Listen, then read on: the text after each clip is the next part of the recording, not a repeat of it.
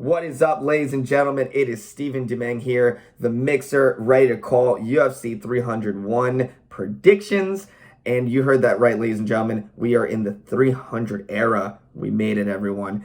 And let's jump right into it. Middleweight action to open up the main card. We have the Bear Jew, Paul Craig, taking on Borralho, who is currently undefeated in the UFC.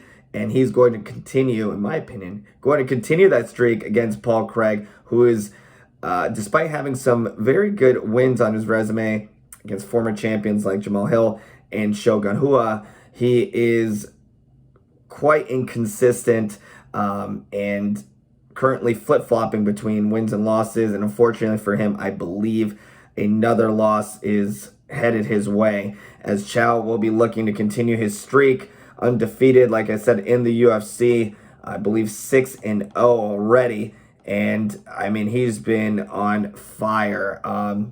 It's 5-0. And he's someone I think is going to push that streak. And I don't see Craig being able to weather the storm here. I believe we will see a finish. I'm going with Chow by TKO in the second round. I think Paul will sustain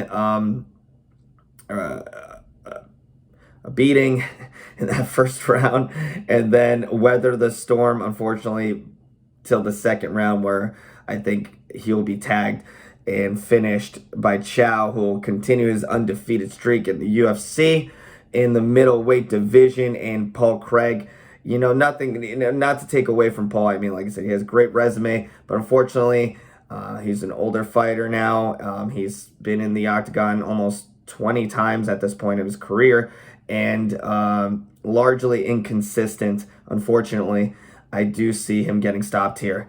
To continue the action, we will have more middleweights in action. We have the very, very talented, one of the most fun to watch fighters, Michel Pereira, going up against Vitor Petrino.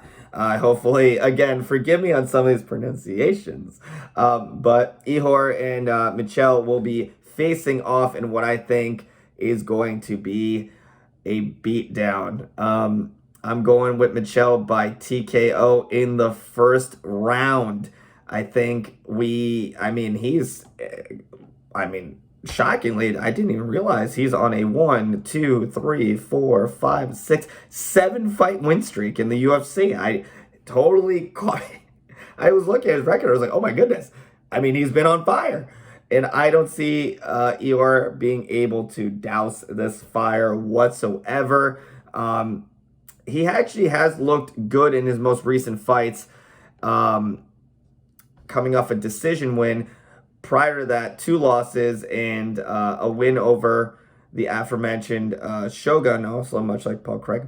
But unfortunately, that Shogun that was fighting at that point was, I believe it was actually his retirement fight. So a much older, a much more different version of the Shogun that I grew up watching in the Pride era and in his early UFC transition. And that said, that's arguably the best win on his whole resume. And that is unfortunately not saying much for Mr. Eeyore. So I think we are going to see him get demolished by Demoledor, Michel Pereira. I think we're going to see another highlight reel finish from Michel. I'm going with Michel. Like I said, TKO in the very first. That streak will be continued. The guy's dynamite. I see him securing the finish, like I said, in the very first round. And you know what? Maybe he'll face off with the winner of the Craig fight, and we'll have another middleweight contender right there. Continuing the action in the light heavyweight division, we have another very entertaining fighter in his own right, Anthony Smith, looking to get back to his winning ways against the undefeated Vitor Petrino, who is a massive threat. This fight is going to really tell us where Smith is at this point of his career. He's been through a ridiculous amount of damage when it comes to fights. He's been in wars. He's only 35, but I think fight years. I think he's probably like 80 years old at this point. God bless. And that said, as big of a fan of Anthony Smith as I am, and someone that is always entertained by his fighting, and I think he's a legend in his own right. He has unfortunately not looked very good in his last recent fights. He only secured a win over Ryan Spann twice, but that's the only fighter he's beaten in his last 5 fights, and I don't see him being able to change that here against Vitor, who is a younger, fresher fighter, undefeated, and 11-0. I mean, he's a savage guy. I mean, he's only gone to the cards 3 times in his career, and he has almost 75% finish rate, and I don't see that changing, or I guess it would be changing if he gets a finish. I stand corrected. I do see it changing, going up a bit more, as I think he'll be able to secure the stoppage against Anthony Smith. I think, much like the Craig fight, Smith will be able to weather the storm in the first round, but unfortunately, I see him being tagged in the second, and I think Vitor is going to continue his undefeated streak. I mean, he's looked like a beast. He has a couple of finishes in the UFC. I think this will be his 3rd finish in the UFC. I'm holding up 5. It's a 3.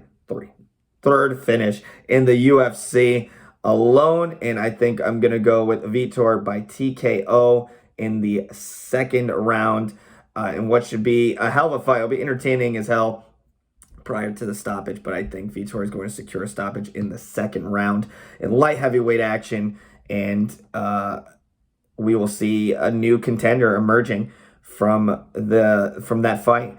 We have in our co-main event Jonathan Martinez, 19-4, looking to continue his streak. He's been on fire with 1, 2, 3, 4, 5, 6 fight win streak. I mean, 2 stoppages by leg kicks rather, and which in itself is quite impressive when you think about it.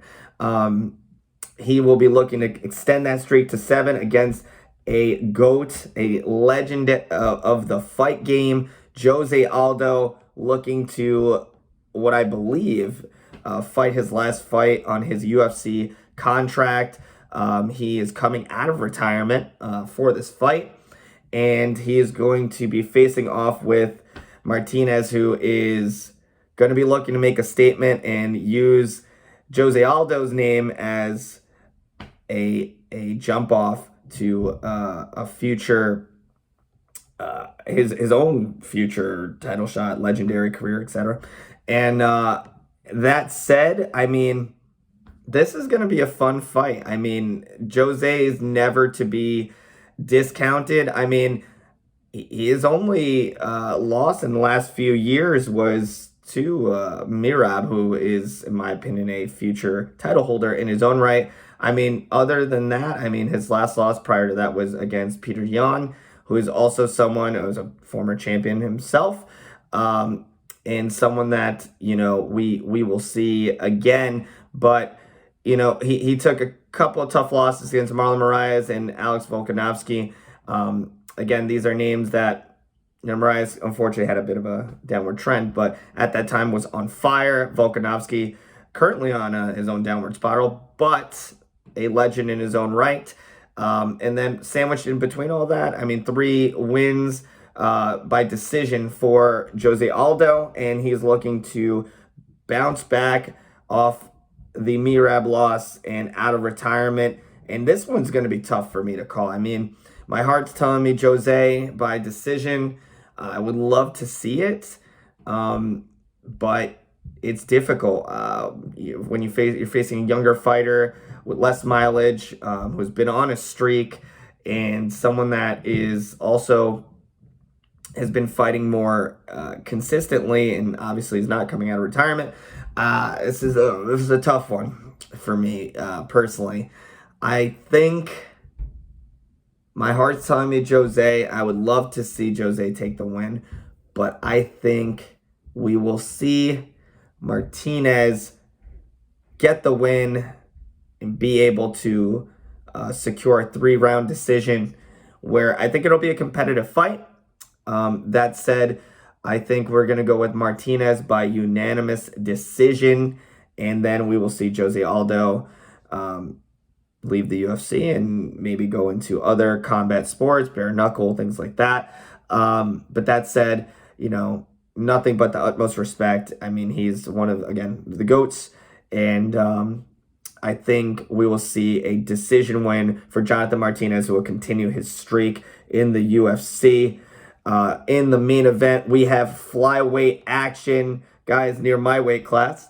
At 125, we have Astro Boy Steve Erceg coming off a destructive knockout. Oh my, I remember seeing that in March. I was like, holy moly. A massive knockout win.